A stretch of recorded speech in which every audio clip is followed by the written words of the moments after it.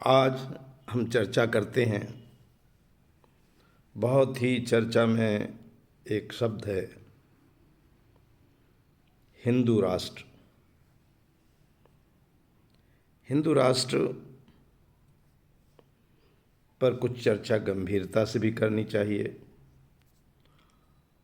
और कुछ चर्चा इतिहास के आधार पर, तथ्यों के आधार पर भी करनी चाहिए। बहुत ही शोर है कि हिंदू राष्ट्र बने, हिंदू राष्ट्र बने, भारत राष्ट्र जो है वो हिंदू राष्ट्र हो। आइए इतिहास की तरफ चलते हैं। जब भारत में मुस्लिम आक्रमण होने आरंभ हुए तब चलते हैं। मोहम्मद गजनवी के पहले कुछ मुस्लिम आक्रमण हुए थे, लेकिन लगातार मुस्लिम आक्रमण मोहम्मद गजनवी के समय बढ़े और मोहम्मद गोरी उसके बाद आया। और उसके बाद एक घटना और होती है कि उसने राज्य भी स्थापित किया। जहां गजनवी लूटपाट करके चला जाता था, वहीं गोरी ने राज्य स्थापित किया और अपने गुलाम को यहाँ का नवाब बना दिया, कुतुबुद्दीन ऐबक। इस तरह से धीरे धीरे भारत में सल्तनत पीरियड, जिसको कहते हैं, मुस्लिम राज्य की स्थापना हुई। उसके बाद एक घटना और होती है इतिहास में, मुगल साम्राज्य की स्थापना होती है, जिसे बाबर ने किया 1526 ईस्वी से। फिर इतिहास में एक और महत्वपूर्ण घटना है, जब इस देश में अंग्रेजों ने राज्य आरंभ किया। अंग्रेजों ने भारत में अपने राज्य स्थापित किए। अब यहाँ बड़ा महत्वपूर्ण है ये जानना कि मुस्लिम के आगमन के पहले भारत में कौन था। उस समय क्या भारत में मुस्लिम कुछ भी संख्या में थे? उत्तर है नहीं। ईसाई थे? नहीं।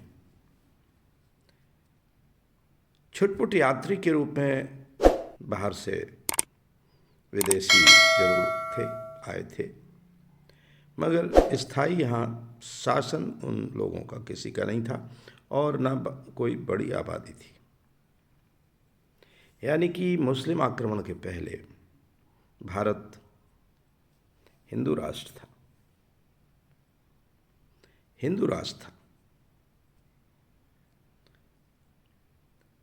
तब जब हिंदू राष्ट्र था, तो आज जब हम हिंदू राष्ट्र की बात करते हैं तो हर व्यक्ति को, हर चिंतनशील प्राणी को विशेषकर सोचना होगा कि आखिर वो हिंदू राष्ट्र जो इतिहास बताता है कि था,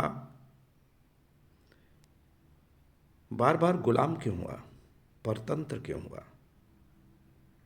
कभी मुस्लिम आक्रमण से परतंत्र हुआ, कभी अंग्रेजों का और परतंत्रता थोड़े दिन की नहीं चली। परतंत्रता अगर कहा जाए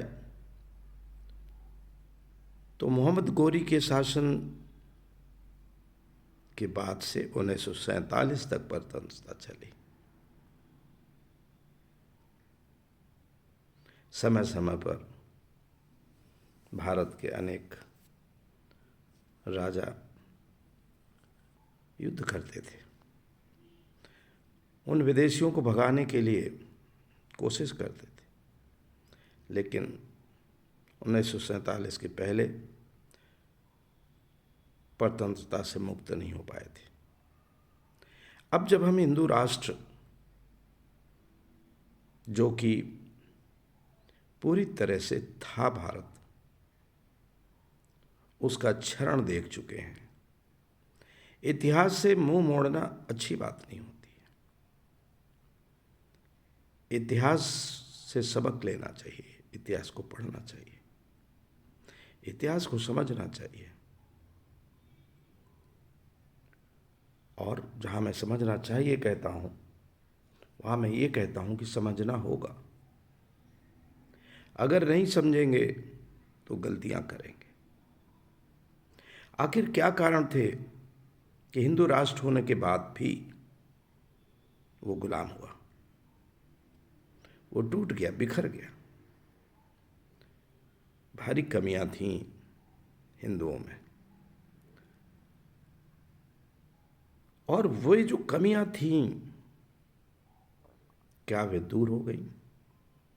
क्या वे इस समय नहीं है? ये कह सकते हैं कि अब हमारे बीच में बहुत कम कमियां हैं, जैसे कि वर्ण व्यवस्था, जाति व्यवस्था, जिसके कारण समाज बिखरा रहा, टूटा रहा। विदेशी आकर आक्रमण करते रहे, भारत को हराते रहे, और भारत इन्हीं जातियों में बिखरे होने के कारण एक साथ कभी दुश्मन से युद्ध न कर पाया। तब ये कमी थी कि नहीं थी?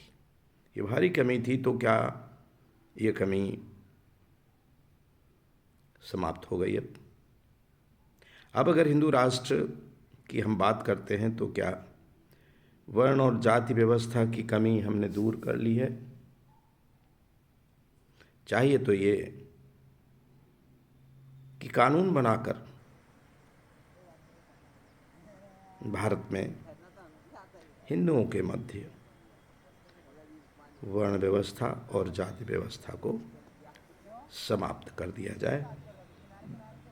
सामाजिक कुरीति मानते हुए इसको समाप्त कर दिया जाए, और इसलिए भी समाप्त किया जाए क्योंकि ये हमारी गुलामी का बहुत बड़ा कारण है। हमारी गुलामी के कई कारणों में से एक सबसे बड़ा कारण यही वर्ण और जाति व्यवस्था है। आज भी हम जिन हिंदुओं की बात करते हैं, हिंदू आपस में एक दूसरे से मिलते हैं, हिंदू कहेंगे कि हिंदू, गर्व से कहो हम हिंदू हैं, हिंदू राष्ट्र, हिंदू की गर्व की भावना। लेकिन एक हिंदू दूसरे हिंदू से नाम पूछते ही कोशिश करता है कि उसकी जाति क्या है। नाम से पता नहीं चलेगा तो भी उसके पूर्वजों के बारे में पूछेगा, उसके पिता के बारे में पूछेगा, उसके रहने वाले का बारे में पूछेगा, कहाँ का है। पूरी कोशिश करेगा कि उससे पता चल जाए कि किस जाति का है। और मज़ेदार तो इसके बाद घटना होती है, जैसे ही पता चलता है कि सामने वाला किस जाति का है, बस उसी समय एक दूसरा खेल चालू होता है। और दूसरा खेल ये चालू होता है कि पूछने वाला जान जाता है कि जो सामने वाला है ये मुझसे छोटी जाति का है या मुझसे बड़ी जाति का है। बस उसकी निगाह में तुरंत पता चल जाता है कि ये मुझसे छोटा है कि मुझसे बड़ा है। अब वो भूल जाता है कि सामने वाला बहुत बड़े ओहदे का व्यक्ति है, बहुत बड़ा विद्वान व्यक्ति है, भले ही वो चाहे कलेक्टर हो, कमिश्नर हो। लेकिन जैसे जाति पता चली तो जाति के आधार पर पता चल गया कि वो मुझसे बड़ा है या मुझसे छोटा है। और ये जन्म से है। बहुत कहा जाता है कि धर्मशास्त्रों में कर्म से व्यवस्था थी, लेकिन इतिहास गवाह है कि जब से इतिहास लेखन मिलता है, इतिहास के पूर्व के उदाहरण भरे पड़े यहाँ कर्म से, लेकिन जब से इतिहास लेखन मिलता है तब से हम देखते हैं कि ये जाति और वर्ण कर्म से नहीं है, जन्म से।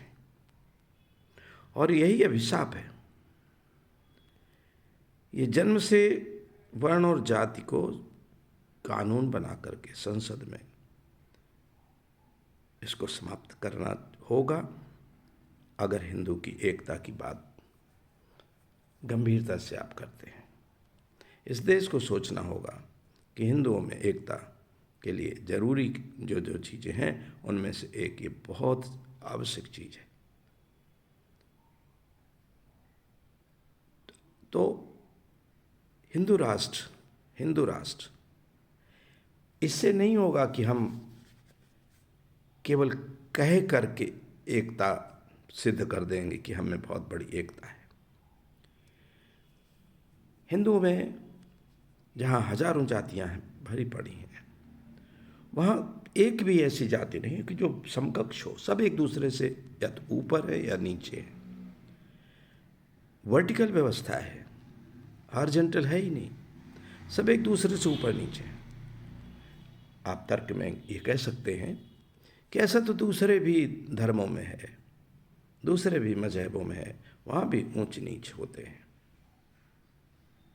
लेकिन ये कुतर्क है। पहली बात तो दूसरे समाजों में, मजहबों में क्या कुरीतियाँ हैं, इसका आपसे और हमसे कोई विशेष लेना देना नहीं है। हमें तो अपने समाज की कुरीतियों को दूर करने से विशेष लेना देना होता है, होना भी चाहिए। तो पहले तो हम अपने समाज की कुरीतियों को दूर करें, क्योंकि हम अपनी एकता की बात करते हैं। हम तो अपनी एकता की बात करते हैं, इसलिए कुरीतियाँ दूर होनी चाहिए, इसलिए वो सारी दूरियाँ दूर होनी चाहिए जिनके कारण हम सब एक दूसरे से बहुत दूरी बना के रखते हैं।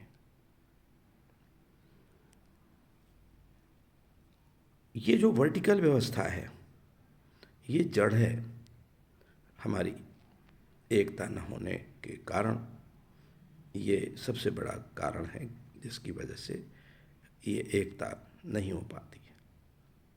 ऊंच नीच कहेंगे कि अब तो ऊंच नीच बहुत कम हो गया है। जी, कम हुआ है, बिल्कुल सही है। लेकिन क्या इतना कम हुआ है कि उससे दिली संबंध बन जाए? अभी भी आप भी देखते होंगे, हम भी देखते हैं, पूरा देश देखता है कि एक मंदिर में चला जाता है दलित तो हाय तौबा होती है। कुछ लोग मचाते हैं, सब नहीं मचाते, मगर समाज में हैं तो ऐसे लोग जो विवाद पैदा करते हैं।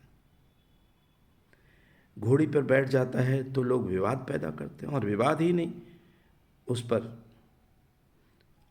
आक्रमण करते हैं। तो घाव तो कहीं गहरे हैं। संविधान में एक सुविधा प्रदान की गई कि जो छोटी जातियां, जिनको देखा गया सर्वे के द्वारा कमीशंस बनाने के बाद कि ये अनुसूचित जातियां हैं, ये पिछड़ी जातियां हैं, उनको ऊपर उठाया जाए, उनको रिजर्वेशन का लाभ दे करके उनको ऊपर लाया जाए। लेकिन जब जब आरक्षण के विरोध में आंदोलन चला, तब तब हिंदू ही जो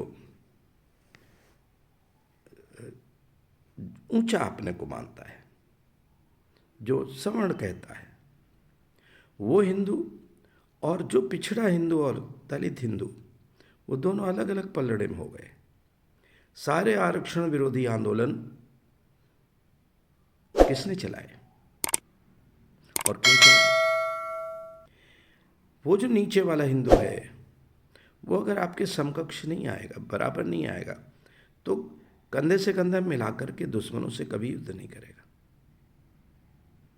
लाख कोशिश एक दूसरे से करते रहें जोड़ने की, लेकिन वो जोड़ गहरा नहीं होगा, वो दिखावटी होगा। इसलिए जब हिंदू राष्ट्र की बात बहुत तेजी से चलती रहती है,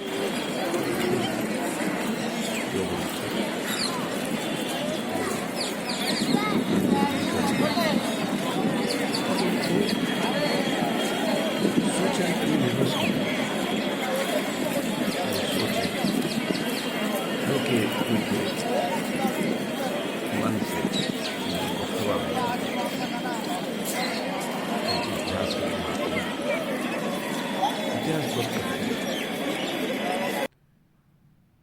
गहराई जिस समाज में नहीं आई, जिस समाज में उथलापन रहा, वो अपना नुकसान करता है। मुझे आशा है कि हिंदू जिसको अलग अलग नामों से